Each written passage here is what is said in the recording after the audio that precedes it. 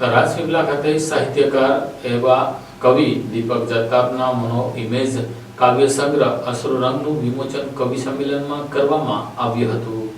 રાજપીપળા ખાતે નર્મદા સાહિત્ય સંગમ અને બિરસા મુંડા ટ્રાઇબલ યુનિવર્સિટી રાજપીપળાના સંયુક્ત ઉપક્રમે સાહિત્યકાર કવિ દીપક જગતાપના મોનો ઇમેજ કાવ્ય સંગ્રહ અશ્રુરંગનું વિમોચન સમારોહ અને કવિ સંમેલન કાર્યક્રમ આનંદ ભવન hall Chhotubhai Purani degree college Rajpipla ખાતે યોજાયો હતો। આ પ્રસંગે કાર્યક્રમના મુખ્ય મહેમાન પદે નૈષદ મકવાણા તથા અતિથિ વિશેષ પદે જિલ્લા શિક્ષણાધિકારી નર્મદાના અધિકારી પરેશભાઈ દલસાણિયા, અલ્પેશ બારોટ તથા આયોજક બિરસા મુંડા ટ્રાઇબલ યુનિવર્સિટી રાજપીપળાના principal doctor Amit Dholakia, doctor Digvijaysinh Rana, Deepak Jagtap તથા વડોદરા અને નર્મદા જિલ્લાના કવિઓ તથા નર્મદા સાહિત્ય સંગમના સદસ્યો ખાસ ઉપસ્થિત રહ્યા હતા। આ પ્રસંગે મંચસ્થ મહાનુભાવો દ્વારા દીપ પ્રાગટ્ય કાર્યક્રમને ખુલ્લો મૂકવામાં આવ્યો। બિરસા મુંડા ટ્રાઇબલ યુનિવર્સિટી રાજપીપળાના પ્રિન્સિપાલ ડોક્ટર અમિત ધોળકિયાએ પ્રાસંગિક પ્રવચન કરી સૌને આવકાર્યા। પ્રાથમિક ડોક્ટર ભરતકુમાર પરમારે મહેમાનોનો પરિચય આપ્યો। કવિ સાહિત્યકાર અને કેળવણીકાર નૈષદ મકવાણાએ સાહિત્યકાર કવિ દીપક જગતાપના મોનો ઇમેજ કાવ્ય સંગ્રહ અશ્રુરંગનો પરિચય કરાવી તેમના મોનો ઇમેજ કાવ્યોનું પઠન કરી મોનો ઇમેજ કાવ્ય પ્રકારની વિસ્તૃત સમજ આપી।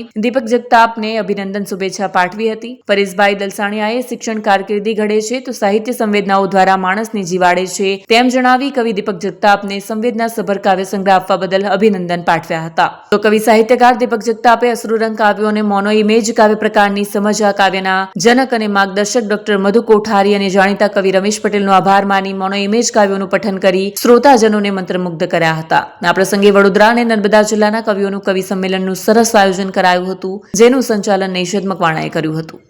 માછલીને રીધવા આંખને પણ આંખથી મળતા રહો, રીધનારી માછલીને રીધવા આંખને પણ આંખથી મળતા રહો। ભીડમાં ભળવાનું કપરું છે ખરું, ભીડમાં ભળવાનું કપરું છે ખરું, દૂધ ને સાકર મહી ભળતા રહો। ભીડમાં ભળવાનું કપરું છે ઘણું, દૂધ ને સાકર મહી ભળતા રહો। ગોળ ફૂંદરડી નહીં ફરતા રહો, ગોળ ફૂંદરડી નહીં ફરતા રહો, પૃથ્વીની જેમ થોડું ધરતા રહો, પૃથ્વીની જેમ થોડું ધરતા રહો। જે કાર્યક્રમ યોજાઈ ગયો એ ખરેખર યાદગાર કાર્યક્રમ, રસપ્રદ કાર્યક્રમ રહ્યો। અહીંયા યુનિવર્સિટીના પ્રાંગણમાં કવિ દીપક જગતાપનું કાવ્ય સંગ્રહ અશ્રુરંગનું વિમોચન થયું અને એની સાથે સાથે નર્મદા સાહિત્ય સંગમની સંબંધિત જે કવિઓ છે એ કવિઓનું કવિ સંમેલન થયું। અહીંયા મોટી સંખ્યામાં વિદ્યાર્થીઓ, ખાસ કરીને ગુજરાતી, હિન્દી આ વિષયના વિદ્યાર્થીઓ ઉપસ્થિત રહ્યા, કોલેજના અધ્યાપકો પણ ઉપસ્થિત રહ્યા અને આખો કાર્યક્રમ સાહિત્ય રસિક રહ્યો અને બધાને મજા પડી એવો રહ્યો।